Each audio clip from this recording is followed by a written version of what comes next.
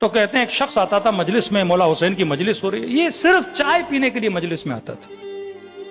1 cup چائے کا پیا، 2 کپ چائے کے پیے، 3 کپ چائے کے پیے، 4 کپ چائے کے پیے، اور چائے پینے کے بعد چلا گیا۔ نہ مجلس میں روتا تھا، نہ ماتم کرتا تھا، نہ مولانا کو سنتا تھا، نہ جب صلوات بھیجی جاتی تھی کوئی توجہ ہوتی تھی، یہ بس آتا 3 کپ چائے کے پی اور نکل جاتا تھا۔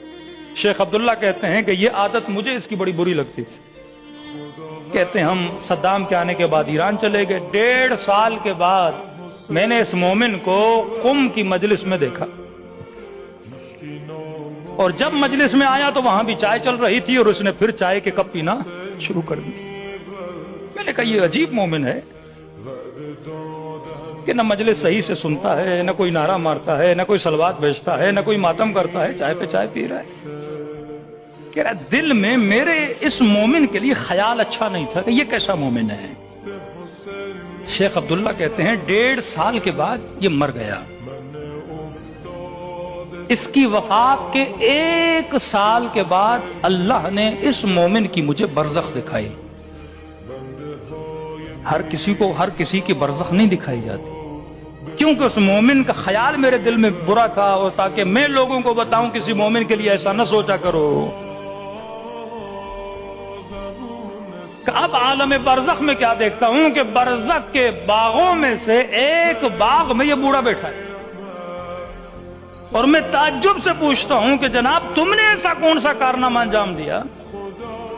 نہ روتے تھے، نہ ماتم صحیح سے کرتے تھے، نہ مجلس میں صحیح سے بیٹھتے تھے، صرف چائے پی کے چلے جاتے تھے، یہ جگہ تمہیں کس نے دی؟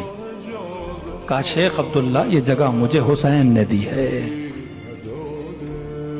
کہ جیسے روح پرواز کی عالم برزخ میں امام حسین مجھے لے کر آئے، کہ اس باغ میں رہو تا قیامت، جب قیامت ہوگی تمہیں اور اچھی جگہ ہم دیں گے۔ کہتا پھر میں نے کہا شیخ عبداللہ تم نے ایسا کیا کیا تھا کہ امام حسین نے تجھے باغ دیا ہے؟ تو صرف چائے پیتا تھا۔ کہتے یہاں پہ یہ بوڑھا غصے میں آیا، اور اس نے کہا شیخ چائے تو پیتا تھا، لیکن یہ بتا چائے کس کی پیتا تھا؟ کیا میرے گھر میں قہوہ نہیں تھا؟ کیا میرے گھر میں چائے نہیں تھی؟ چائے تو میرے گھر میں بھی ملتی تھی۔ کہ میں صرف مجلس میں حسین کی چائے پینے کے لیے آتا تھا۔